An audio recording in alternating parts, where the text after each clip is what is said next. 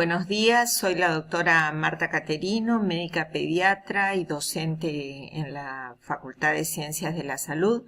actualmente tutora en el área de sexualidad, género y reproducción, e intentaré de esta forma abordar y explicar un tema muy importante como lo es la sexualidad en la niñez. Para lo cual algunas preguntas que son importantes hacernos y que nos van a servir para todo el cursado de esta área son preguntas como ¿qué es el sexo? Si hay diferentes sexos, si es lo mismo el sexo y género, cuál es la orientación sexual de una persona, si es lo mismo que la conducta sexual, para lo cual hay algunas definiciones que nos van a acompañar en todo el cursado y que es importante que las analicemos, que las entendamos y que la podamos aplicar luego a todo el curso de la vida. O sea, estas definiciones no son inherentes solamente en la etapa del niño, sino, como dije, nos van a acompañar en todo el cursado.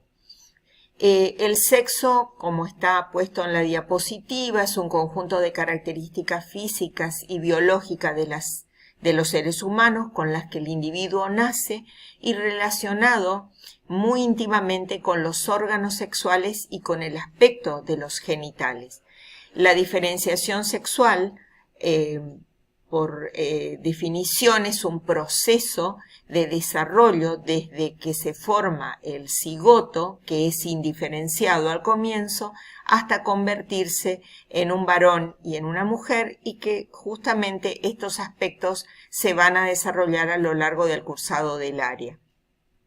Género y rol de género son aspectos que muchas veces se confunden. El género es la suma de valores, de actitudes, de prácticas, de características culturales que están basadas en el sexo, por lo tanto constituyen una construcción social, cultural e histórica de lo que significa ser femenino y ser masculino, que puede ser reinventado y deconstruido, modificado y redefinido por la propia cultura.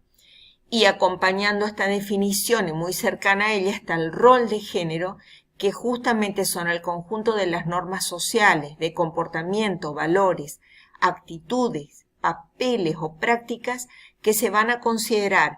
para esa sociedad y para esa cultura apropiados para un hombre o para una mujer en relación, como dije, a la sociedad y a las relaciones interpersonales.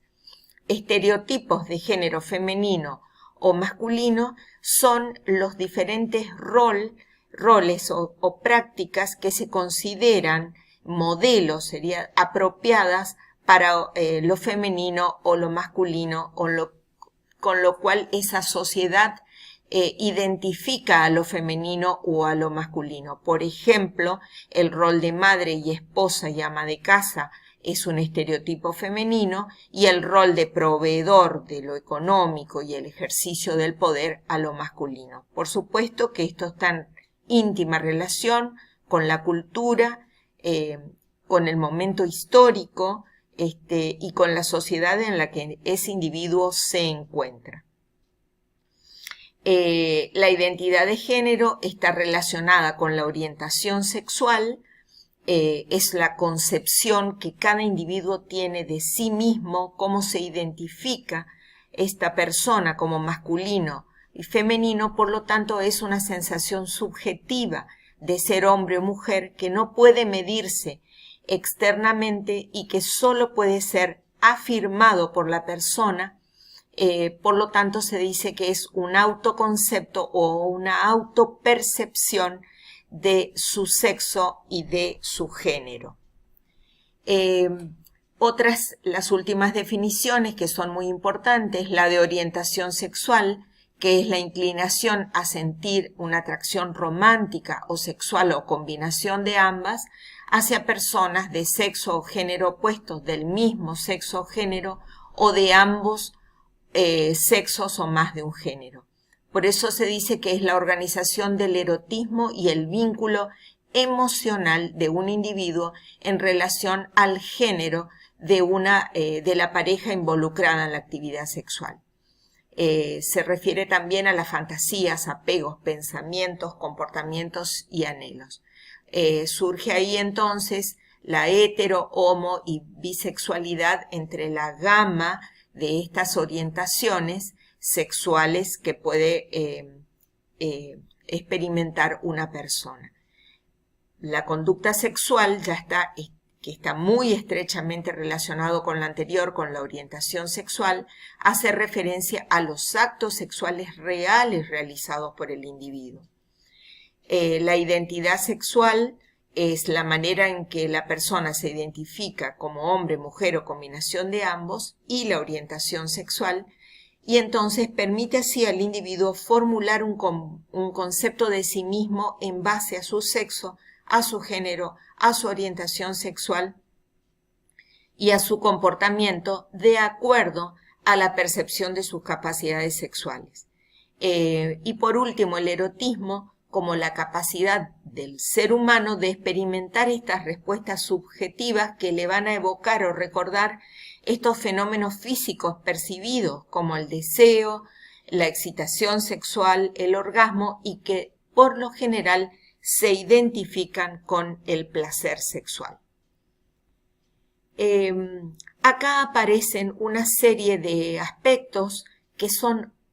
muy importantes que los entendamos para después poder armar la definición de sexualidad, que es una definición amplia, compleja, de varias aristas, y que es muy importante que la entendamos porque, nuevamente, repito, que esto nos va a acompañar en todo el cursado del área de sexualidad. Entonces podemos decir que todos estos aspectos que aparecen plasmados en esta diapositiva hacen referencia a la sexualidad. Decimos que es inherente al ser humano, decimos que se vivencia como búsqueda de placer, que es una fuente motivadora de la conducta sexual, que tiene distintas formas de expresión a lo largo de la vida, que se va a relacionar con los estilos de vida, con los roles, con la relación de ese individuo con el entorno, con el intercambio afectivo y la comunicación, que va sufriendo modificaciones según el curso de la vida, las crisis por las cuales atraviesa esa persona y por supuesto el contexto cultural e histórico en el que vive, que está presente desde el nacimiento hasta la muerte, que incluye la genitalidad, la organización y el rol sexual, y que es una fuente motivadora de la conducta sexual. Por tanto, tenemos dos definiciones, ahí pueden haber otras, podemos hacer una unión de estas definiciones, pero si ustedes las logran analizar por separado, van a ver que las dos dicen prácticamente lo mismo, hablando de que la sexualidad se manifiesta a lo largo de todo el ciclo de vida, que está presente a lo largo de la vida del individuo, que va a abarcar el sexo, las identidades, los papeles de género, el erotismo, el placer, la intimidad, la reproducción y la orientación sexual, que se vivencia y expresa a través de pensamientos, fantasías, deseos, actitudes, valores, prácticas, conductas, papeles, relaciones interpersonales, y que implican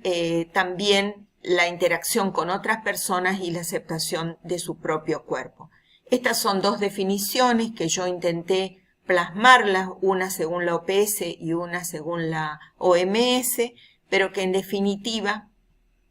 ambas abordan en su totalidad todos esos aspectos que habíamos comentado anteriormente. Por tanto, la sexualidad podemos decir que está condicionada por factores biológicos, como vendrían a ser las hormonas, la propia anatomía del individuo, la fisiología, por factores socioculturales, los roles, los estereotipos que hablábamos anteriormente, la expectativa, es decir, lo que espera la sociedad, el lenguaje, aspectos afectivos, como son los deseos, emociones y sentimientos de los propios individuos, Y un factor que no debemos olvidar, los factores éticos, donde aparece el marco de los derechos, y vamos a ver también que a lo largo de esta área vamos a abordar las distintas leyes que se relacionan con los aspectos de la sexualidad de las personas. Por tanto, podemos decir que la sexualidad puede definirse como un conjunto de condiciones anatómicas, fisiológicas, psicológicas y sociales que están asociadas al sexo de cada persona desde siempre un punto de vista histórico-cultural para entender lo que a ese individuo le está pasando, donde también abarca fenómenos emocionales, conductas y prácticas asociadas a la búsqueda del placer sexual y que van a marcar de una manera decisiva al ser humano en todas y cada una de las fases determinantes de su desarrollo. Planteado hasta aquí todos esos aspectos generales, vamos a entrar más específicamente a abordar la sexualidad del niño en diferentes etapas. Comenzaremos hablando de una etapa prenatal para entender un poquito qué es lo que pasa antes de que el niño nazca, sin entrar en mayores detalles, porque eso se va a ir viendo en los distintos seminarios en los cuales se aborden estas temáticas en particular,